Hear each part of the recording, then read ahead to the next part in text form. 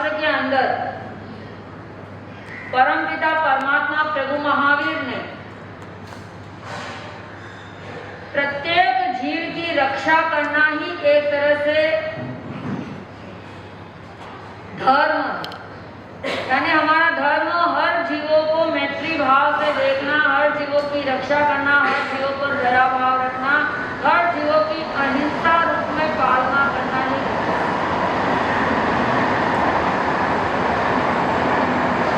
प्रश्न व्याख्यान सूत्र में भगवती देवी के रूप में अहिंसा के 60 नाम आए। कितने? 60 नाम अहिंसा के आए हैं। उसमें 34वां नाम आता है रक्षा का। तो वो रक्षा का 34वां नाम प्रभु परमात्मा ने किस लिए कहा है कि सब जगह जीव दया रखन दया ठयाए पावयणम भगवया सु कहियो। यानी परमात्मा ने कहा सभी जीवों की रक्षा करना, सभी के ऊपर दया भाव रखना, अहिंसा से अपने जीवन की शुरुआत करना। इसीलिए परमात्मा ने निर्ग्रंथ प्रवचन का क्या दिया? सदुपदेश दिया। ऐसे रक्षाबंधन मध्यकालीन युग के अंदर इस रक्षाबंधन को लेकर के, क्योंकि हमारा भारतीय संस्कृति के अंदर अनेक त्योहारों के साथ में ऐसे भी त्योहार आए हैं जिनसे हमारी सुरक्षा हो सके, रक्षा की डोर कमजोर ना हो। आजकल रक्षा की डोर कितनी कमजोर हो, क्यों हो रही? इसके जिम्मेदार भी हम नहीं। आज भाई अपना कर्तव्य भूलता जा रहा है, बहन अपना कर्तव्य भूलती जा रही है। इसीलिए क्या हो रही है? आज रक्षा की डोर इतनी कमजोर हो रही है। अन्यथा पूर्व जमानों के अंदर हम देखते आते हैं कि वहां पर किसी भी प्रकार से जब अपने बहन के ऊपर कैसी भी विपदा आती है, कैसी भी समस्या आती है, तो वह भाई अगर उसने एक छोटा सा धागा भी बांध दिया है तो भाई उसे रक्षा का पूर्ण रूप से जिम्मेदारी लेकर के वह कहता है जिस भी समय, जिस स्थिति में, जिस परिस्थिति में अगर तुम्हें मेरी जरूरत पड़ी है, मेरी रक्षा की जरूरत पड़ी है, तो मैं तुम्हें क्या करूंगा? तुम्हारी रक्षा पूर्ण रूप से करूंगा। ऐसे एक नहीं हजारों उदाहरण हमारे भारतीय संस्कृति में भरे पड़े हैं। अलेक्जेंडर और पुरु राजा, अगर आपने नाम नहीं सुना है तो सुन लीजिए। विदेशी राजा और भारतीय राजा, भारतीय राजा पुरु राजा था, उसकी प्रखरता से हर एक जो अन्याय अत्याचारी राजा होता वो उनकी प्रखरता से डरता था, उनकी न्यायशीलता से डरता था। एक बार वो भारतीय पुरु राजा आज दिन पहले कभी किसी से हारा नहीं था। जब अलेक्जेंडर के साथ में युद्ध हो रहा था तो उसकी पत्नी को बड़ी चिंता हुई। उसने कहा कि कैसे कैसे करके अपने राज्य की सुरक्षा करना है, और राज्य की सुरक्षा तभी होगी जब राजा सुरक्षित होगा। मेरे पतिदेव जब सुरक्षित होंगे तो मेरे राज्य की क्या होगी? सुरक्षा होगी। अब इसके विषय में करना क्या है? एक नारी क्या कर सकती है? उसने भी सुना था रक्षाबंधन का, कि वास्तव में भारतीय इतिहास में रक्षाबंधन का महान त्योहार आता है। अगर कोई एक पुरुष को अगर किसी नारी ने भाई समझ करके उसके हाथ पर, उसकी कलाई पर धागा बांध दिया तो वो पुरुष ताउम्र उसकी रक्षा के लिए क्या रहता है? खड़ा रहता है, क्योंकि उसने उसको क्या मान लिया है? भाई मान लिया है। तो यह बात उसके दिमाग में आई। उसने सोचा कि यह आज के दिन इस संग्राम को, इस युद्ध को विराम देने का एक ही उपाय है कि मैं भी आज पुरु राजा को क्या बना लूं। उसने भी की राखी बांध ली, तभी जाकर के वो युद्ध क्या हुआ, विराम हुआ। ऐसे एक नहीं,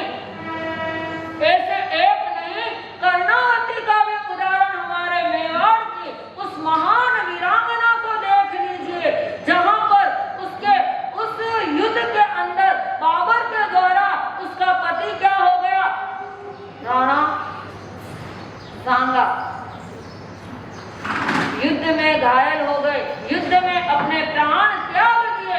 और प्राण त्याग दिए तो कर्णावती अपने सामंतों के द्वारा अपना शासन चला रही थी। और शासन चलाते चलाते जब ऐसे मुगलों ने, ऐसे बाबर की सेनाओं ने इतना जोर से हमला किया, अब उससे संभल नहीं रहा, तो उसने परिस्थितियों, क्योंकि जब उदय सिंह जी क्या थे, बहुत छोटे थे, दूध पीते बच्चे थे, उसको तो कौन लेके चली गई, पन्ना धाय लेकर के चली गई। ओहो, उसका भी क्या इतिहास है, उसका भी क्या बलिदान है। उसने अपने इस मेवाड़ की सुरक्षा के लिए, अपने राज्य की सुरक्षा के लिए अपने बेटे का क्या दे दिया, बलिदान दे दिया।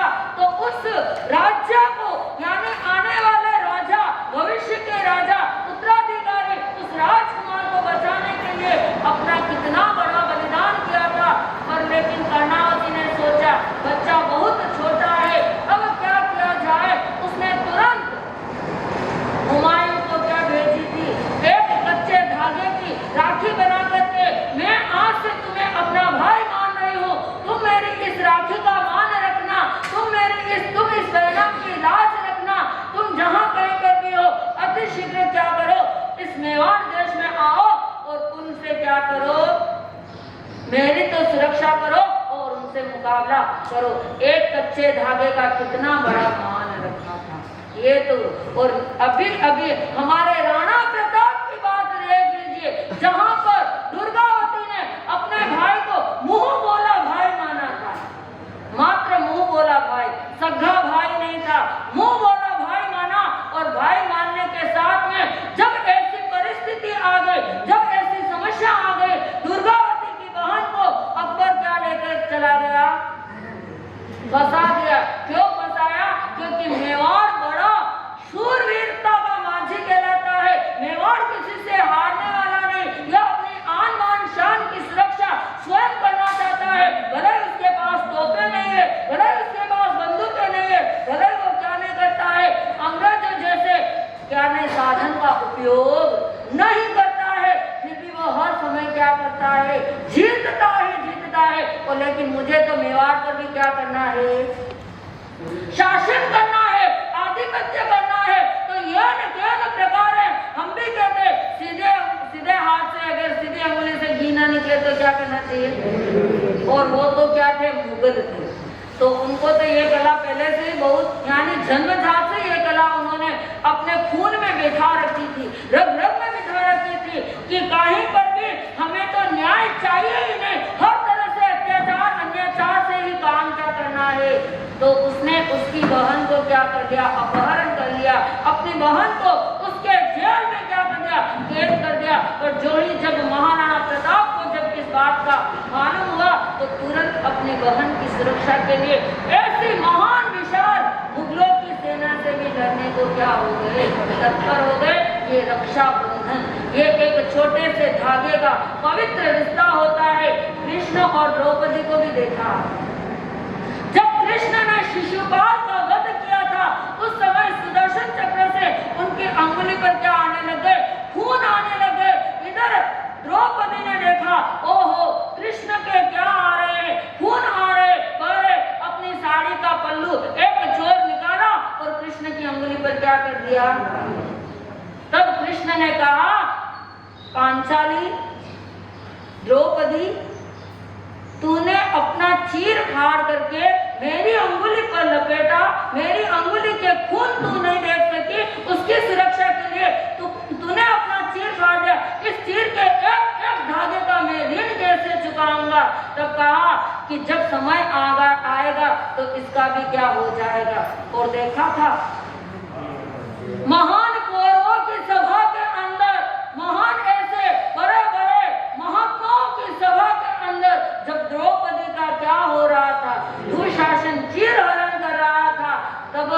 उसकी लाज किसने रखी साहब? यानी इस तरह से ऐसे जब भी भाई यानी बहन पर विपदा आए तो भाई आकर के क्या हो गया, खड़ा हो गया। और आज की रक्षा अगर राखी का पूर्ण तरह से निर्वाह नहीं करते हैं, राखी का पूर्ण तरह से जिम्मेदारी से उसके नियमों का पालन नहीं करते हैं, उनकी मर्यादाओं का पालन नहीं करते हैं, उसकी सुरक्षा नहीं करते, तो राखी क्या हो जाती है, खीरा बन जाती है, उल्टी हो जाती है। और खीरा जब जलता है तो हाथ को जला देता है, और जब नहीं जलता है, पूजा हुआ कोयला होता है, तो हाथ को काला कर देता है।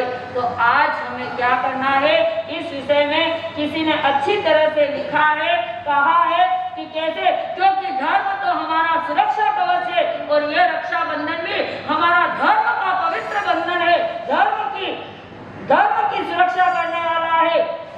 लेकिन किसी ने कितनी अच्छी तरह से लिखा है कि उन्हें अपनी संस्कृति पर बहुत अधिक गर्व था, संयोग से उस दिन रक्षाबंधन का पर्व था। उनकी छोटी बहन उनको राखी बांधने आई, उन्होंने खुशी खुशी अपनी कलाई आगे बढ़ाई। राखी बांधने के बाद बहन ने अपने मन की गुत्थी खोली और भैया से बोली, भैया मेरी इस राखी के बंधन को निभाना और मेरे परिवार को अपहरणकर्ताओं से बचाना, और मेरे परिवार को अपहरणकर्ताओं से बचाना।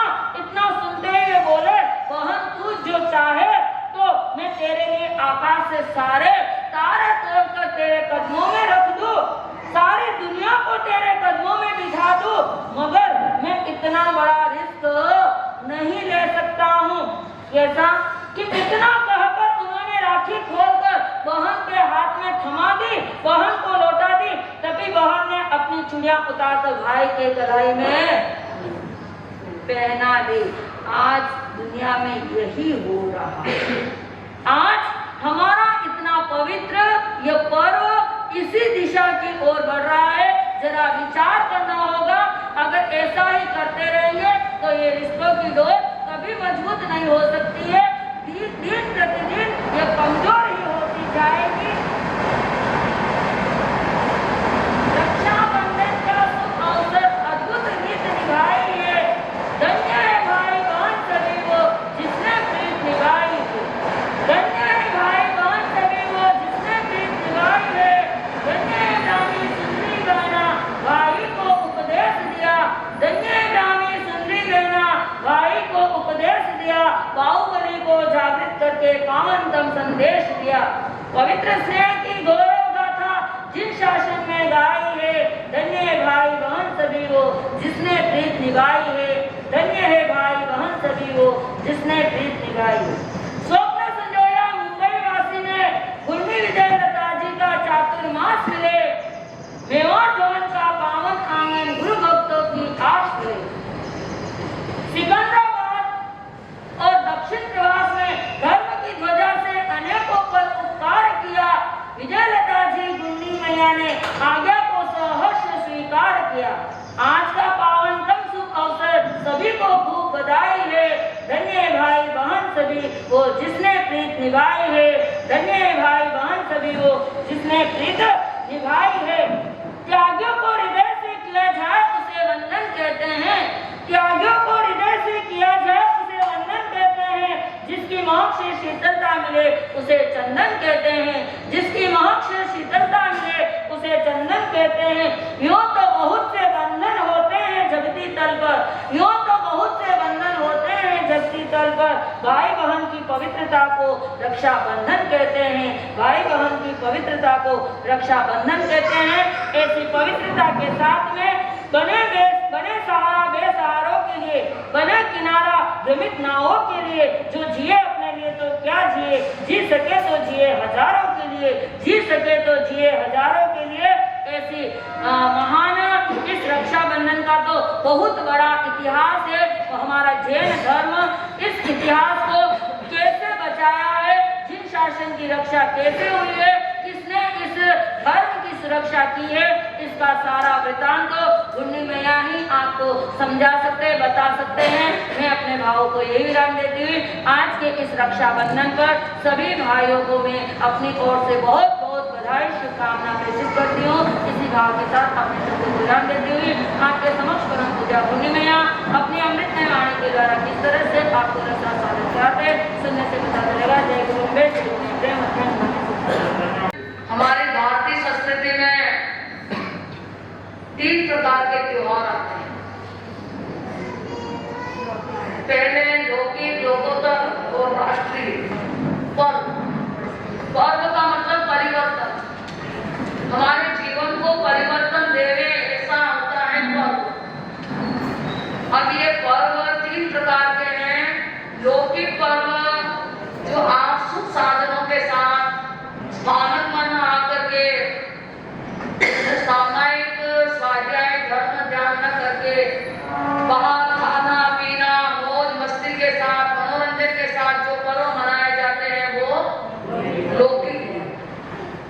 और लोकोत्तर पर्व वे होते हैं जो सामायिक करके स्वाध्याय करके जिन धर्म आराधना करके जो पर्व की परिवर्तन की कामना करते हैं वो हमारे लोकोत्तर पर्व। ऐसे पर्व कल्याणक पर्व हो जो भगवान तीर्थंकरों के 121 कल्याणक पर्व, वे भी बहुत अच्छे पर्व हैं, जीवन को परिवर्तन देने वाले।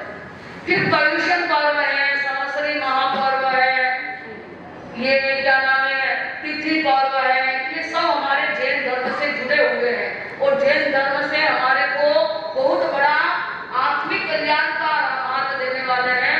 ऐसे पर्व लोकोत्तर पर्व। और लौकिक पर्व कौन कौन से देखते हैं आप? राखी है, दीपावली है, होली है और दशहरा है, ये सब लौकिक, क्योंकि आप लौकिक पर्व के अनुसार मनाते। जैसे है नहीं है, सारे लोकोत्तर में सारे हाल हमारे धर्म से प्रारंभ हुए, हमारी संस्कृति धर्म से ही प्रारंभ हुई। अभी आपको बताएंगे तो अब आप बताना नहीं चाहूंगी, क्योंकि वो भी एक बहुत बड़ा अच्छा पर्व है और बहुत अच्छा उसका कथानक है जो हमारे धर्म से जुड़ा हुआ है, धर्म से निकला है। अभी कैसे बता सकते हैं? आज पहली बार मुझे ऐसा जानने और देखने को मिल रहा है कि आज एक 5, 7, 10, 15 जोड़े हैं। बाकी इतने चातुर्मास मैंने स्वयं ने स्वतंत्र भी किए, लेकिन ऐसा नहीं देखा। तो इस तरह से कहे क्या कहें, ठीक है। तो आज लौकिक, लोकोत्तर, राष्ट्रीय जो स्वतंत्रता दिवस है, गणतंत्र दिवस है, ये सब राष्ट्रीय पर्व। और हमारे चातुर्मास के मध्य में सारे पर्व आते हैं, लौकिक भी आते हैं, लोकोत्तर भी आते हैं और राष्ट्रीय भी। तो कितना अच्छा चातुर्मास है। एक चातुर्मास का जो लाभ ले लेता है, जो संग चातुर्मास कराता है ना, तो हमारी सारी संस्कृति से समझ जाता है, सारी संस्कृति के साथ उसका संबंध जुड़ जाता है। तो आज रक्षाबंधन का पर्व कितने वर्ष पुराना है, कहां से प्रारंभ हुआ और जैन धर्म में उसका क्या कथानक है, जैन धर्म उसे कहां से प्रारंभ करने का कहता है। क्योंकि जैन धर्म की जनगणना हमारी बुद्धि या हमारा कंप्यूटर नहीं कर सकता। जैन धर्म की गणना के लिए तो हमें जैन धर्म की गणित सीखनी पड़ेगी। तो आप समझिए 20वें तीर्थंकर भगवान के बाद थोड़ा बता दूंगे कि ये कहां से प्रारंभ हुआ। आज का दिन, आज रक्षाबंधन क्यों, कैसे मनाना है और कैसे मना रहे हैं, थोड़ा ये जानना। तो रक्षाबंधन का पर्व कहां से प्रारंभ हुआ? 20वें तीर्थंकर के बाद महापद्म नाम के चक्रवर्ती, हमारे धर्मशास्त्रों से बात कर रहे हैं। आपको अपने धर्म पर श्रद्धा है तो इस बात को अवश्य जानने का प्रयास करें। मेरे को तो आज मन ही नहीं था, मैं आज लेकिन फिर ये जो लोग आए हैं उनके साथ अन्याय नहीं आए, उनको तो सजा देंगे ही, और जो आए हैं उनके साथ क्यों अन्याय करें, इसे थोड़ा बहुत बता देते हैं। फिर अगले दिन कभी आप मिलेंगे तो विशेष रूप से इसके ऊपर चर्चा करें। पद्मोदर महाराज का समय था 9वें चक्रवर्ती का नाम जानते हैं ना, महापद्म 9वें चक्रवर्ती। उनमें हस्तिनापुर राजा, यानी हमें हस्तिनापुर जाना पड़ेगा, आज यही मत रहना है, तो हस्तिनापुर का क्या करके आते हैं, हाँ हस्तिनापुर को देख के आते हैं, उसका भ्रमण करके आते हैं, उसका एक दौरा करके आते हैं। हस्तिनापुर नगर में पद्मोदर राजा ज्वाला रानी, उनके बहुत पुत्र काल में, उनके जीवन के अंतिम काल में उनके 2 पुत्र का जन्म होता है।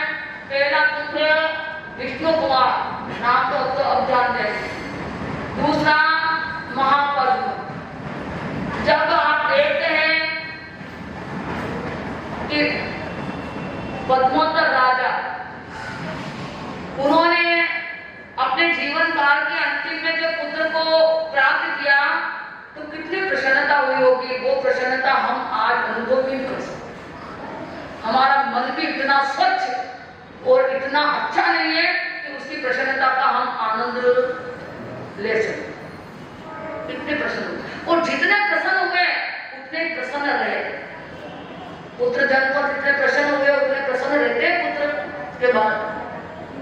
आप तो अपना अपना चिंतन करिए कि जब आपका पुत्र जन्मा या आप पुत्र को जन्मे तो पिता को कितनी प्रसन्नता हुई।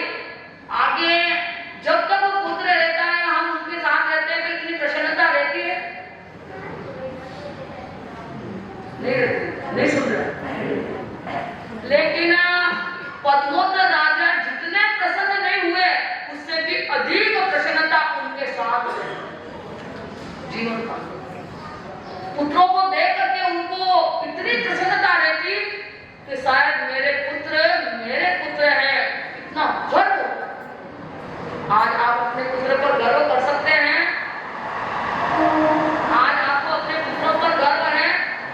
आज तो आप कहते हैं हमारे पुत्र अमेरिका में है, बड़े ऊंची जॉब पर है, बहुत ऊंची जॉब कर रहे हैं, बहुत ऊंची कंपनियों पर है, करोड़ों रुपए का उनके हाथ में हिसाब है। वो पिता आज गर्व करता है। मैं तो कहती नहीं, ऐसा नहीं। जो पुत्र अगर अपने धर्म के विचारों में पिता की मदद करता है और पिता के साथ रहता है, वही पुत्र पर गर्व करना चाहिए। जो भारत जैसी माता का स्थान छोड़ करके अन्य प्रांतों में जाता है, विदेशों में गमन करता है, उस पुत्र पर क्या गर्व आपने है नहीं? आपको ऐसा गर्व लगता है क्या अपने पुत्र पर? लेकिन पद्मोदर राजा को बड़ा गर्व था। और कालांतर में जब वो बच्चे दोनों ही बड़े हुए, पढ़े लिखे विद्वान हुए, और उनको लगा महाराज पद्मोदर, महाराजाधिराज पद्मोदर राजा, उनको लगा कि मेरा पुत्र मेरा कार्यभार क्या कर सकता है, मेरी जिम्मेदारी संभाल सकता है, तो मैं इन जिम्मेदारियों का बोझा अपने कंधे पर क्यों रखूं, क्यों नहीं उनकी योग्यता उनको सौंप दूं। आप कभी सौंप, आपका पुत्र योग्य नहीं है, कोई पुत्र काम के नहीं है। जब मेरे पुत्र की योग्यता है तो उसकी योग्यता को दबाना नहीं है, उसकी योग्यता को निखारना और जिम्मेदारी उनको क्या कर देना है, सौंप देना है, दे देना है। और मैं अपनी जिम्मेदारी, मैं स्वयं अपनी आत्मा की जो जिम्मेदारी है, मेरे जन्म की जो जिम्मेदारी है, वो मुझे क्या करनी है। ऐसा सोच ही रहे थे। और कहते हैं ना, तो जैसे अपन जैसा सोचे वैसा योग भी। तो उसी समय उस हस्तिनापुर नगर के अंदर एक बहुत बड़ा नया अध्याय जुड़ता है। सुव्रताचार्य उस नगरी में पधार जाते हैं अपने शिष्य मंडली के। जब राजा को पता लगता है कि महान आचार्य धर्मदेव गुरु पधारे हैं, हमें उनके दर्शन मंदन के लिए जाना चाहिए, दर्शन वंदन के लिए सारे पुत्र परिवार पूजन परिजन सहित राजा कहाँ पहुंच गए? अपने दोनों प्यारे पुत्रों को भी लेके गए। ऐसी बात नहीं, आप जैसे थोड़ी ना। तो मेरे से पहले मेरे पुत्र जिन शासक की सेवा में लग जाए तो मुझे बड़ा गर्व है। इसलिए पुराने जमाने में तो यही था, अपने बच्चे को हाथ पकड़ के बोल लाते थे, पिताजी स्थानक में लाते थे, बच्चों का हाथ पकड़ते थे, और वे बच्चे बड़े होकर के पिताजी का हाथ पकड़ के स्थानक में लाते। आप दोनों ही बातें नहीं रही क्या? ना तो आप अपने बच्चों को हाथ पकड़ करके लाए हैं, लाए क्या कभी स्थानक में? सच बोलना, झूठ नहीं चलेगा। आप कभी अपने बच्चों को हाथ पकड़ के लाए? आप नहीं, ये बातें छोड़ो, इन बातों को सुनने का मुझे समय नहीं हुआ। यानी कहने का मतलब आप अपने बच्चे को हाथ पकड़ के नहीं लाए, तो बुढ़ापे में वो भी आपको कैसे हाथ पकड़ के ला सके? आज आना चाहते हैं हमारे बड़े बुजुर्ग लोग, लेकिन आ नहीं सकते, और जो आने जैसे हैं वो आते कैसी समस्या होगी? मैंने सोचा है कि बंबई में तो अच्छा होगा, लेकिन बंबई में तो और इससे भी गिरा होगा, न मालूम कहाँ चले जाते हैं, कहाँ घुस जाते हैं, कहाँ रस लेने लग जाते हैं। तो दोनों प्यारे प्राण प्यारे अपने प्यारे पुत्रों को भी साथ में लाए, दोनों अंगुली पकड़ के बड़े थे, लेकिन एक बात बोली, और जब वाणी सुनी तो सब पर रंग कर रहे थे, और पद्मावत राजा ने विचार किया कि ये वाणी मेरे लिए असरदायक है, मुझे आपका अपना भार सारा सौंप करके मुझे क्या लेना, अभी का अभी तैयार होना और दीक्षा लेना। आचार्य श्री के पास में आकर के कहते हैं, भगवान बस आपकी वाणी का तीर लग गया है और यथास्थान बैठ गया, अब इसके लिए और कुछ भी नया मार्ग नहीं है, और मैं जल्दी से ही आपके श्री चरणों में आकर के आपके चरणों में दीक्षित होकर के आपको कल्याण चाहता हूँ। गुरु जी कैसे मना करेंगे, तुम मत आओ, प्रसन्नता होती है ना। तो गुरु जी ने कह दिया, सुपश्य शीघ्रम, जो भी अच्छा कार्य है जल्दी करो। अच्छा कार्य कौन सा होता है आपके जीवन में? आपके जीवन में अच्छा कार्य कौन सा? आप कभी बोलेंगे तो करना पड़ेगा। शादी को तो एक बात करी और चीजें देख लो ना, ये क्या समस्या आपके साथ? नहीं, ऐसा नहीं है। जो अच्छा कार्य है, ये शादी वादी है मेरे सामने मत करो, यानी सामायिक अच्छा कार्य तो पहले, क्योंकि हमारे शास्त्र में शुभ आपकी यही है, शुभस्य शीघ्र, शुभ है अच्छा है उसको क्या कर लो, शीघ्र कर लो, पहले करो। लेकिन अब अच्छा जो काम होता है ना उसको बाद में करते हैं। कैसे हमारी बुद्धि विकसित हो, कैसे हम विपरीतता की ओर जा रहे हैं? सामायिक बाद में, प्रतिकोण बाद में, सब काम बाद में, समय मिलेगा तो स्थान में आऊंगा, नहीं मिलेगा तो कैसे आऊंगा, यही कोई झगड़ा? वो सारे लोग मेरे से तो बार बार ये झगड़ा करते हैं कि समय मिलेगा, अब मैं समय कहां से लाऊं? मेरे पास समय तो है नहीं, अमेरिका में जाऊं तो भी समय नहीं मिले, इंग्लैंड में जाऊं तो भी नहीं मिले, समय कहां मिले तो बताओ? लाखों करोड़ों को दे करके भी हम समय के क्षण खरीद रहे, मिलेगा क्या? तो इस तरह से समय के इंतजार में मत रहो, जो करना है वो तत्काल कर लेना। सुबह से शीघ्र पद्मोदर राजा गए और सारे अपने अमात्य वगैरह जो भी राज्य कर्मचारी थे उन सबको बुलाया, बुला करके परिजन पूजन सहित सबकी सभा रखी, और सभा में एक ही बात रखी कि अब मैं जिम्मेदारी से मुक्त होना चाहता हूँ, और दीक्षा देने की मेरी संयम याचना की मेरी भावना है, तुम सब सहयोगी बनोगे, कोई भी मुझे क्या नहीं दोगे, मेरे साथ विरोध नहीं करोगे, और मैं आज अच्छे मंगल मुहूर्त में मैं अपने बड़े पुत्र, कौन है बड़ा पुत्र बोलो? हाँ, याद रखना, विष्णु कुमार मेरा बड़ा पुत्र है, बड़ा योग्य है, शिक्षित है, समझदार है, मैं उनका राज तिलक कर रहा हूँ आपकी सबकी सहमति से। और छोटे पुत्र महापद्म को मैं क्या दे रहा हूँ? युवराज पद दे रहा हूं। बात तो यही प्रारंभ हुई थी, लेकिन पूरी नहीं हुई। उसके पहले ही बड़ा पुत्र विष्णु कुमार, उसने कहा पिताश्री आप भिक्षा लेने जा रहे हैं, क्यों, क्या तकलीफ है, क्या कष्ट है आपको पिताश्री? हम आपके साथ हैं, हमें बताइए कि ये संसार ऐसा ही है, मुझे ऐसे संसार में, अब इसकी व्याख्या बहुत लंबी, हम नहीं करेंगे। संसार कैसा आप सब जान रहे थे, इसलिए विष्णु कुमार मुनि ने सब कुछ पिताश्री से पूछा। अगर पिताश्री आपको ऐसा लगता है तो मुझ जैसे पुत्र को आप संसार में धकेल के कैसे जा सकते? नहीं, मैं भी आपके साथ रहूंगा, नहीं रहूंगा। जो आप छोड़ना चाहते हैं उसमें मुझे बिगाड़ना चाहते हैं। जो आपको अच्छा नहीं लगता है वो शायद मुझे कैसे अच्छा लग सकता है? इसलिए पिताश्री ऐसी उम्मीद मेरे से न रखो। बोलो अब क्या करना है? पिता पुत्र ठीक है, गुरुजी ने मुझे अवसर दिया है, सुबह से शीघ्रम अच्छे कार्य को अति शीघ्र करना है, तो फिर मैं कोई अच्छा कर रहा उसको विलंब कैसे कर सकता? चलिए, महापद में छोटे थे, उनका क्या है, राज तिलक करना, पर वो भी माने ना, वो भी माने जगह ना। तो उन्होंने कहा पिताश्री आप दोनों की जिम्मेदारी मेरे ऊपर, ऐसा क्यों? पितृदेव और भातृदेव दोनों ही चले जाएंगे, मैं अकेला कैसे जाऊं?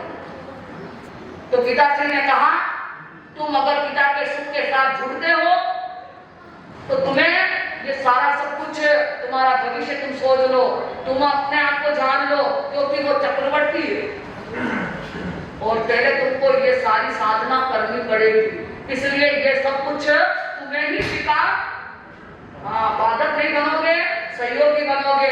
और पिता की बात को भैया को भी समझाने का प्रयास किया, भैया पिताश्री जा रहे हैं, थोड़े दिन तो मेरे साथ आप रह लीजिए, लेकिन कहा सुबह से शीघ्र नहीं, आप भैया बोलोगे नहीं, आप ही चलोगे पर रोकोगे क्या करें? अब उनको तो सब कुछ करना ही था। तो इस तरह शुभ समय दे करके उनका राज तिलक कर दिया, राजा बन गए। इन दोनों ने क्या ले ली? बहुत जल्दी ले ली, यानी समय तो लगा होगा पर मेरे कहने में समय नहीं लगेगा ना, मुझे तो जल्दी पूरा करना पड़ता है ना। अभी आप उनको करके जाने लग जाएंगे और रक्षाबंधन का जाप भी ले जाएगा, कराना है क्या? भाई बहन का जोड़ा होगा वो करेगा, वो जोड़े के साथ ही बैठ के करेंगे, क्योंकि उनका प्रेम की डोरी मजबूत बने। रिश्ते की डोर ना हम कमजोर, रिश्ते की डोर को क्या नहीं होने देंगे।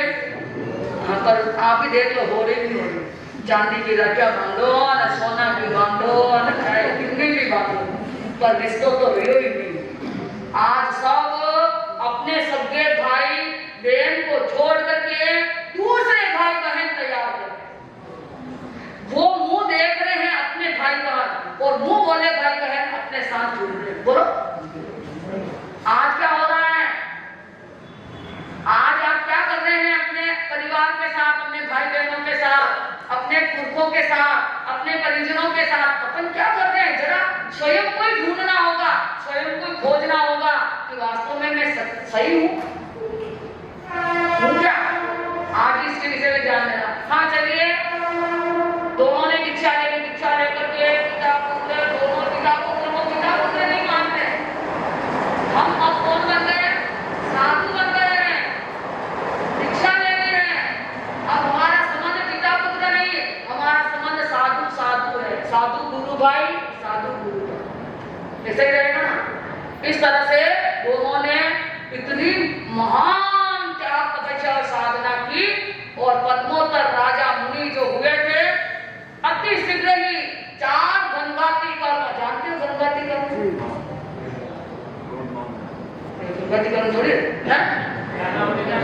ज्ञानावरणीय, दर्शनावरणीय, मौनी और अंतराल, इन 4 गंगाती कर्म क्षय कर दिया। और क्या प्राप्त हो गया?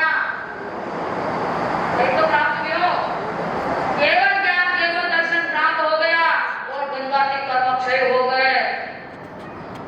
और थोड़े समय के बाद में वो मोक्ष में चले गए। केवल ज्ञान में रुके थे, कि जो भी राजा बनता है, दीक्षा लेता है, केवल ज्ञान प्राप्त करके मोक्ष लेता है। वो वहां की परंपरा थी। कोई भी राजा बिल्कुल अन्याय नहीं था, धर्म के साथ, नीति के साथ न्याय और निर्णय करते और अंतिम में दीक्षा लेकर के वहां की परंपरा जैसे थी वैसी जुड़ी। तो ये भी करेंगे। अब कौन रह गए?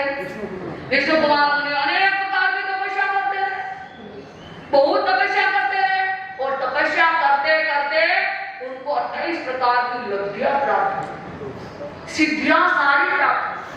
जैन धर्म में कोई भी ऐसी चीज नहीं जो उनको नहीं जानने नहीं आ रही है या उन्होंने समझ ली।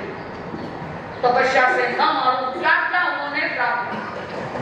और वो सुमेरु पर्वत के नागगिरी स्थान पर, क्या नागगिरी ऐसे नाम याद होंगे, उस स्थान पर साधना करते थे।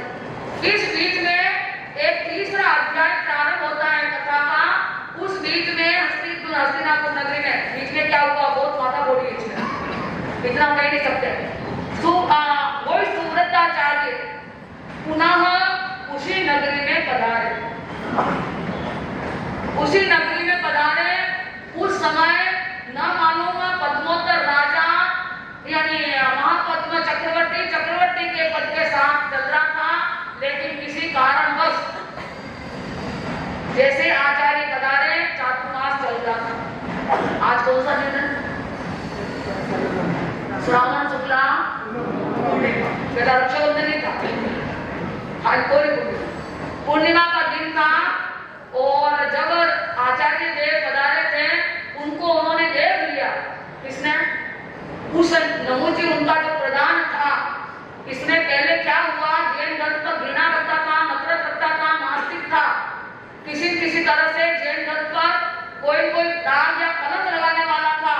तो वो जैसे जैन धर्म का कुछ अपयश होवे उसको प्रसन्नता, जैन धर्म की क्षति होवे उसको खुशी हो। तो उन्होंने सुव्रताचार्य पहले उनके सामने बहुत कुछ अलग बात बनी हुई होगी, इसलिए दुश्मनी तो पहले से उस नमूजी प्रधान हो।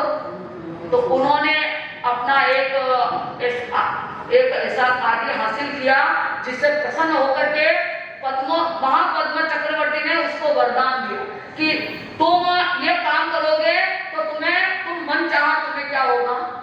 तो काम सफल हो गया और राजा ने क्या दे दिया? वरदान दे दिया, मांगो तुम्हें जो चाहिए मांगो। तो मांगने वाले ने क्या मांग लिया बोलो? तुम बोलो। मांगने वाले, देने वाले तो देने। अब उन्होंने कहा मांगो तुम्हें चाहिए जो। मांगना तो हमें हमारा अधिकार की बात होनी चाहिए, हमें समझ में भी आना चाहिए कि क्या मांगना और किस चीज को मांग करके मैं उसकी रक्षा कर सकता हूँ, ये भी समझ में आना चाहिए। तो उन्होंने कहा अभी ठहरो, आप देना चाह रहे हैं और अभी अपने वचन अपने पास में रखो, यथावत जैसा समझ में आएगा उस दिन मांगो। तो ये साधु जी के आने का जब पता लगा तो उन्होंने समुचित समय समझा, अनुकूल समय समझा। उन्होंने कहा महाराज अब मुझे आपसे वो जो वरदान पड़े ना आपके पास धरोहर में, वो मुझे चाहिए। मांगो तुम्हें, बस कुछ नहीं चाहिए। आप चक्रवर्ती सम्राट हैं और मुझे आपका पूरा राज्य चाहिए। कितने दिन के लिए? अरे 1 महीने के लिए, 1 महीने के लिए। ठीक है, अब राजा तो कुछ बोल नहीं सकता वो, क्योंकि वचनबद्ध है ना कि कुछ बोल नहीं सकता। तो राजा अपने अंतपुर में चले गए, गेट नीचे साफ है, चल गए आराम से मांगे। और ये क्या कर रहा है? अब राज्य कर रहा है, राजतिलक इनका हो रहा है और सब बड़े बड़े राजा महाराजा सारी नगरी के सब आ गए। और अन्य जितने भी अन्य धर्मी वाले जितने भी आचार्य थे वो भी आ गए, लेकिन जैन धर्म वाले आचार्य इसलिए बदल गए। तो उनका पहले से द्वेष तो था ही, और कुछ रास्ता तो निकालना था कि कोई रास्ता निकले तो इनको क्या करूं, दंड दो। नहीं आए तो सेवकों को भेज करके आचार्य को बुलाया कि हमारे को बधाई स्वरूप आपने बधाई देने क्यों नहीं आए। तो उन्होंने कहा कि हमारे जैन धर्म में ऐसा कोई विधान नहीं है कि कोई राजा बने या कोई राजा जाए या कोई आए, जैन हम उन्हीं कुछ समझते नहीं। हम इस लौकिक व्यवहार से क्या है, हम बिल्कुल दूर हैं, हमें इससे कुछ भी लेना देना नहीं है। अगर तुम मेरे राजा होने पर प्रसन्न नहीं है और मुझे बधाई नहीं देते हो तो तुम निकल जाओ इस हमारी सीमा से। अब उनकी सीमा कितनी बोलो, कितनी सीमा? अरे 6 खंड, भरत क्षेत्र के सारे 6 खंड उनके अधीनस्थ। अब कल कहाँ जाए जाए? आचार्य मुंह लटकाए होंगे अपने भवन में, यानी अपने विजय में पहुंचे, सब साधुओं के सामने ये बात रखी कि आज हम फंस गए, नहीं जाओगे तो तुम्हारे को मार दिया जाएगा, जीवित नहीं रखा जाएगा। अब समस्या तो होगी, सब साधुओं के सामने रखा आचार्य श्री ने और कहा कि अब बड़ा प्रश्न तो है, हम साधु मर जाएंगे ना, इसका नहीं। आप जानते हैं कि एक तमिलनाडु में एक नगर है, कांचीपुरम नाम का एक शहर आज भी है। वहां पर इन शिव भक्तों ने ऐसा तांडव किया, या तो तुम शिव जी के भक्त बन जाओ या हमारा ये भूमि छोड़ के चले जाओ, या क्या नाम है, हमारा देश को छोड़ के जाओ, नहीं कह सकते। अब जो दिगंबर मुनि थे, जैन मुनि, 1500 मुनि, उन्होंने कह दिया हम हमारी मातृभूमि को छोड़ के नहीं जाएंगे और ना हम धर्म भी नहीं छोड़ेंगे, तुम्हारी मर्जी हो, कुछ भी नहीं करेंगे, हम धर्म के साथ जुड़े हुए हैं, कैसे तुम्हारी लौकिक विद्या से हम ना प्रसन्न हो सकते हैं, नहीं करेंगे। तो आप देखिए सारे लाखों करोड़ों को उन्होंने क्या किया, शिव भक्त बना दिए, और जो मुनि थे उनको भी बनाने की खूब चेष्टा की, लेकिन मुनियों ने अपना धर्म नहीं छोड़ा। 1500 मुनि को धरती में गाड़ दिया, जिंदे वहां पे हम सुनते आए थे। तो धर्म के नाम पर वो मरना मिटना भी उन्होंने स्वीकार था, लेकिन धर्म छोड़ना आज अपन क्या करते, अभी भी सुना, वो भी अभी हम सुनते आए। अरे जिस देश में जाए उस देश की संस्कृति को न जाने तो जाने का अर्थ, तो कहने का अर्थ ये ऐसा हमारे साथ में बंधे लगे हुए होते हैं, तो इस तरह से होता ही रहता है। तो अब आचार्य श्री ने बड़े दुखी स्वर में कहा तो क्या करना चाहिए। तो वहां पर एक मुनि था, वेकरी लब्धि वाला, उसने कहा गुरुदेव अगर आपको कष्ट है तो मुझे इससे भी ज्यादा है, आप कृपा करो, आशीर्वाद दो, ताकि मैं आपको, ये कौन ऐसा शांत सकता है, कौन इसकी रक्षा कर सकता है, ऐसा कौन है, अगर आप कहे तो मैं ये कर सकता हूँ। तो बोलो तुम क्या कर सकते हो, आप बताओ। तो विष्णु कुमार मुनि जो हमारे भी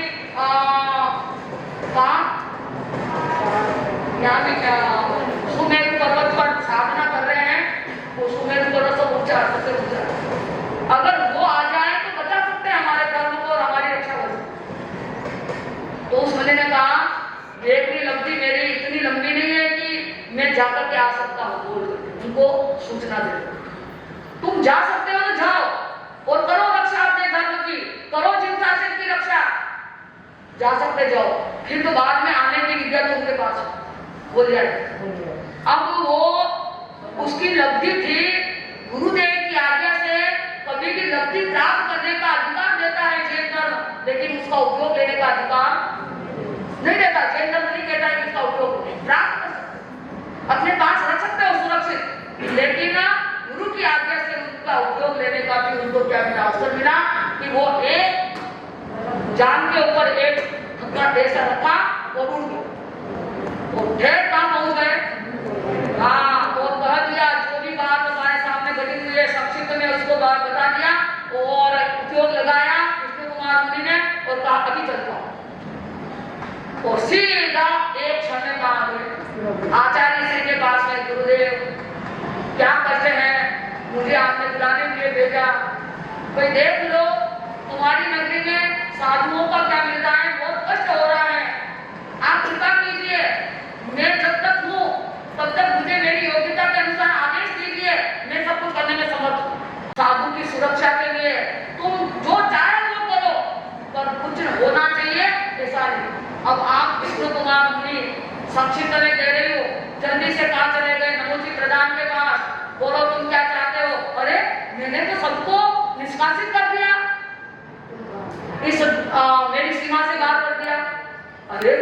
मुझे पहचाना नहीं। हाँ पहचाना, तुम तो शायद महापद्मा चक्रवर्ती के बड़े भाई हो ना। हाँ वही हूँ, पहचान गया।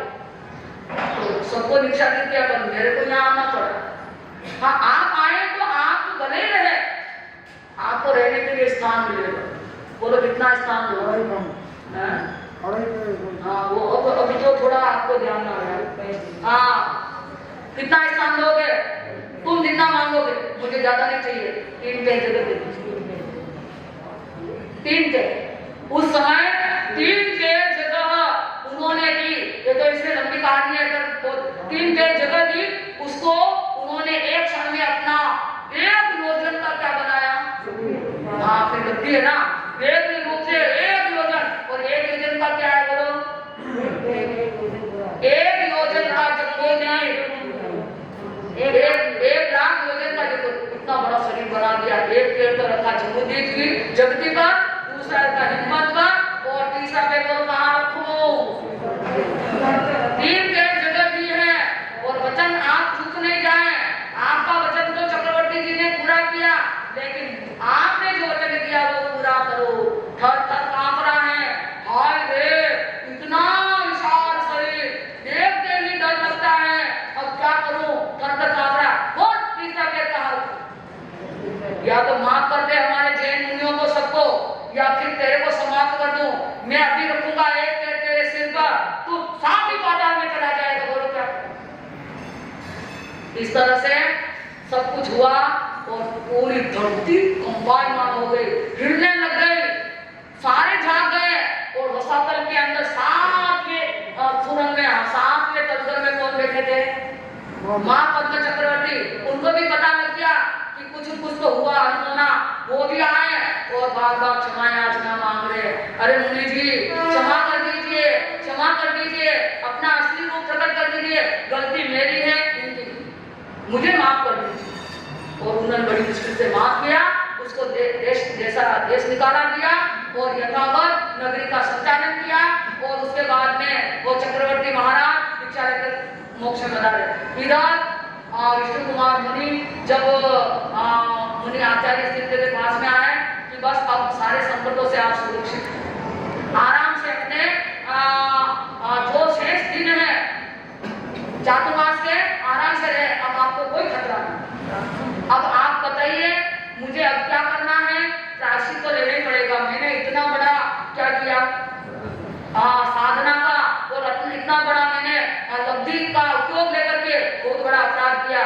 अपराध की क्षमा मांगता हूँ और यथोचित मैं प्रायश्चित लेकर के सिद्ध होता हूँ। वापिस चले गए अपने स्थान पर। इधर हमारे एक उनकी बहन थी, मुंह बोली के भाई थे ना, तो मुंह बोली बहन थी या नगर की कोई सेविका थी, अच्छी थी, वो आई एक सूत का धागा उसी समय आई और महापद्मा चक्रवर्ती के बाद में कहा, आपने जैसे जैन धर्म की और साधुओं की रक्षा की है, उसी तरह से हर प्रकार से आने वाली पीढ़ी में धर्म की रक्षा और साधुओं की सुरक्षा करते रहें।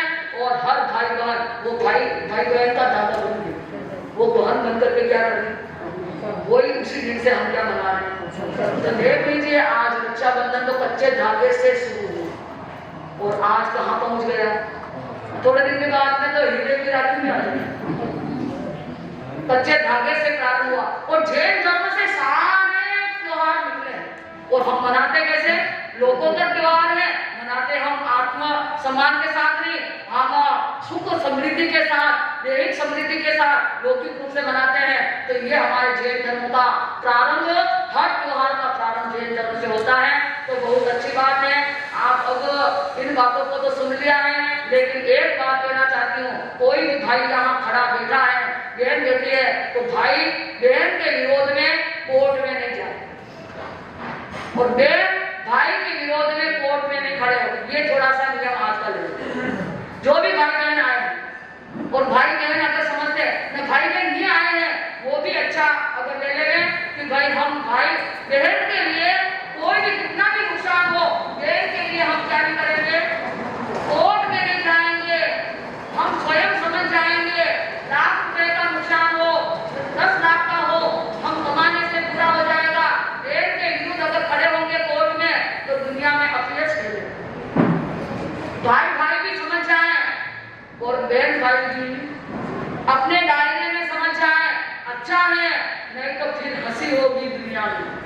कोई कुछ भी कर सकता है।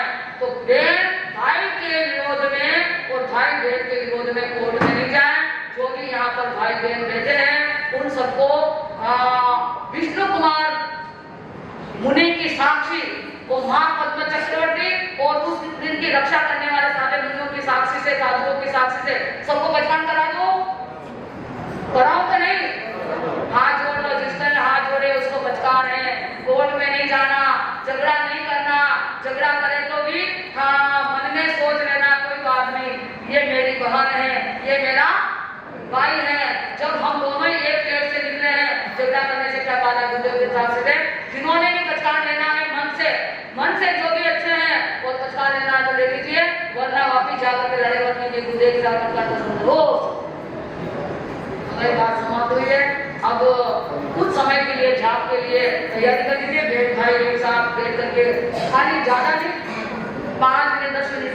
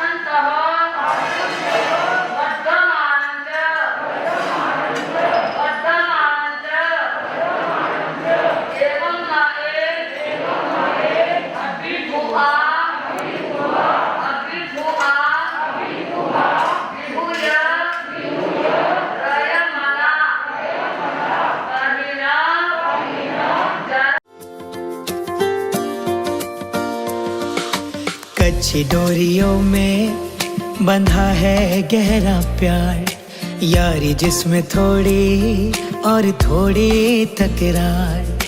कच्ची डोरियों में बंधा है गहरा प्यार, यारी जिसमें थोड़ी और थोड़ी तकरार। छुपी है इस राखी में बचपन की वो यादें, वो शरारत वाले दिन और मस्ती वाली बातें। तो आज फिर इस दिन पर हम वो सारे पल जी जाए, रक्षा बंधन का ये त्योहार मनाए, दिल से दिल तक का ये रिश्ता निभाए।